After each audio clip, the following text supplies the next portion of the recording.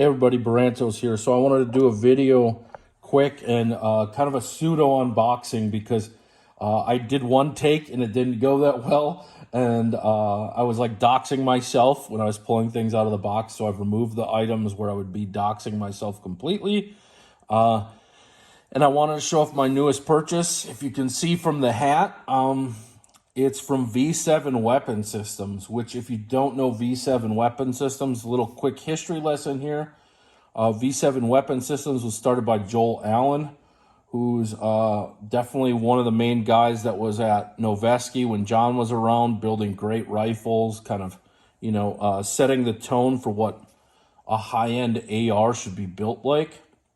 And after a while, he started his own company and wanted to make improvements on the AR platform without changing what the AR platform, like kind of its key features and functions.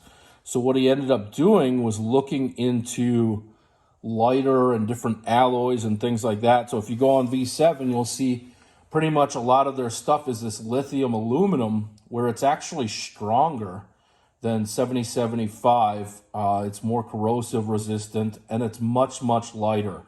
So the thing about a V7 is a full firearm may only run you 5 pounds or less. Like some of them are 4 pounds depending on what barrel length you get and things like that. And even their AR-10, I want to say, is like around 5 pounds as well. If you haven't seen their AR-10, they're the people that have teamed up with Terran Tactical to make something called the 308 Harbinger, which is a very light 308 that does some work. It does some work is all I'll say. If you want to check it out, I think Terran has a video up with it. But really happy with things. So without further ado, here's my V7 upper. So this is a 10.25 inch barrel chambered in 300 blackout. And I made a few changes to this, and lucky enough, when I called up V7, they were happy to oblige on a few things. I didn't ask them to throw in some third-party parts or anything like that. All I did was I asked for, instead of their Hyperlight handguard, which is a magnesium alloy, I asked for the lithium aluminum one, which is a little bit heavier, but it's real robust. Like this thing feels like a tank, but it's light. It's kind of like a surreal thing with like how light this is.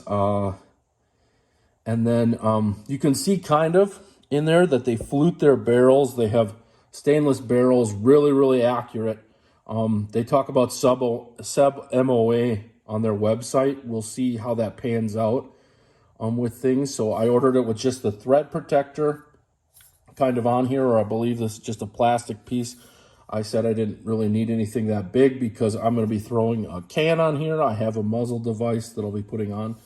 But just to show you some of the features with this. So with the pick, they cut out the middle for weight savings. You can see here too that they don't have a forward assist. They just have a small brass deflector there. This bolt carrier group feels crazy because all the weight is right here. Like it's way different, with things, because this is a nickel boron bolt, I believe. Heavy standard steel, you want that to be heavy. I think that's the case. Maybe I'm wrong on that. But their bolt carrier itself is titanium. So it's a lot lighter, saves a bunch of weight.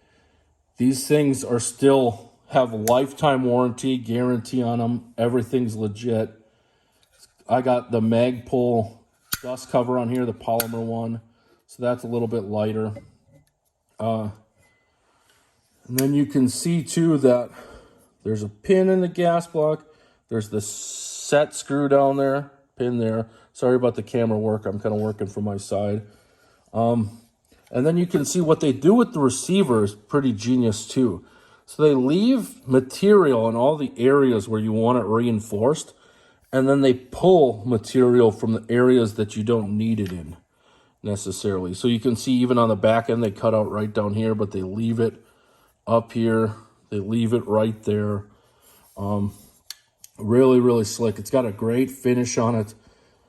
it feels so sturdy and so light. I'm really, really happy with this. So now the sad part with everyone. So when you want one of these, what you're looking at is about a $2,000 upper. It's definitely a huge lump in some people's throats. I've been, I guess, lucky enough with things that this was something that I wanted to spring for, and I sprung for it, and I'm very happy with it. We'll take it to the range and see how it does.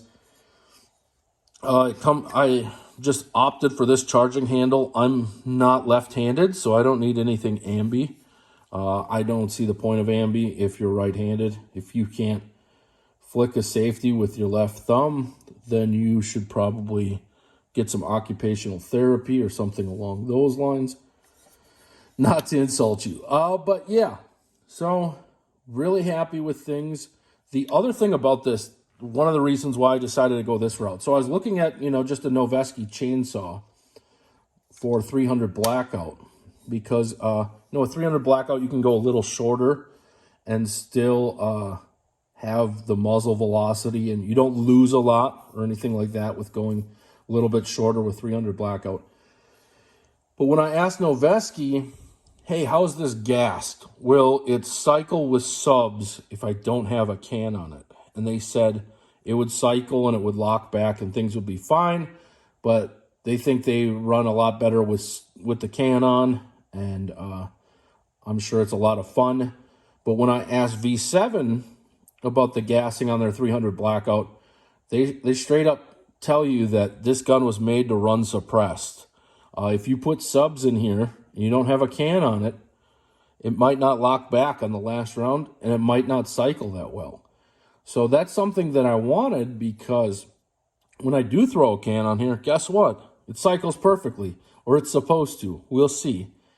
But that's the kind of gassing I want, where it cycles well with subs when I throw the can on, but it's not over-gassed when I throw the can on. So that way, when I shoot supers, I plan on taking this hunting back in Wisconsin and things like that.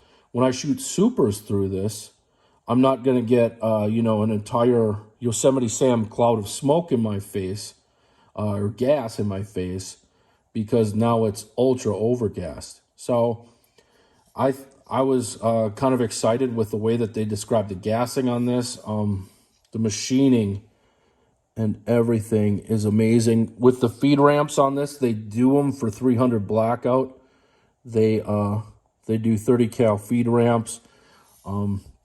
Everything on this feels amazing. I can't wait to try it.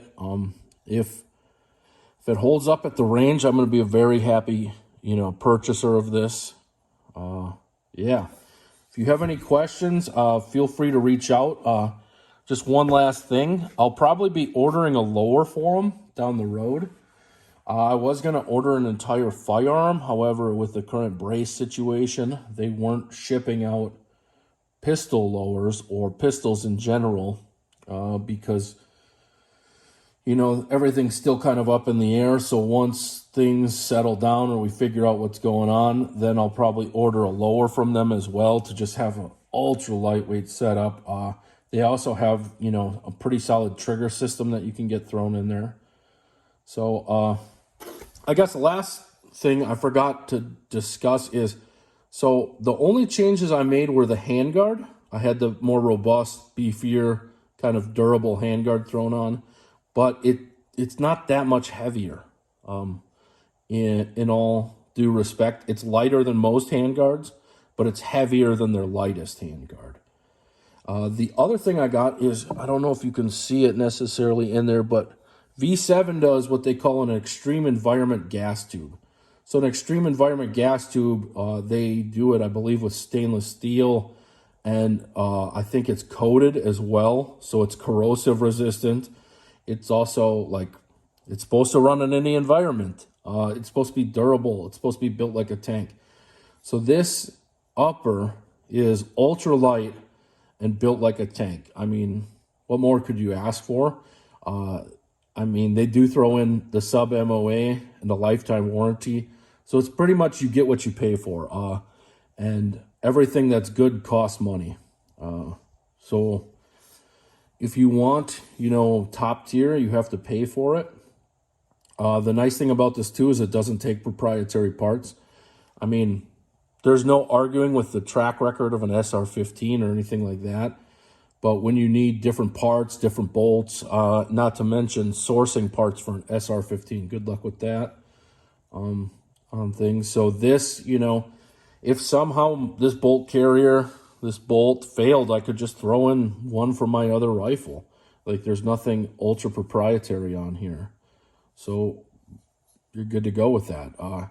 To me, this is kind of the king of SHTF. When it comes to things, it's light, so it's going to be easy to carry. It's built by an amazing gunsmith, amazing builder. And it doesn't take proprietary parts. What more could you ask for? All right, if you have any questions, feel free to leave a comment. I'm looking forward to showing you guys some footage of it shooting, especially when I get the can. All right, take care, everyone.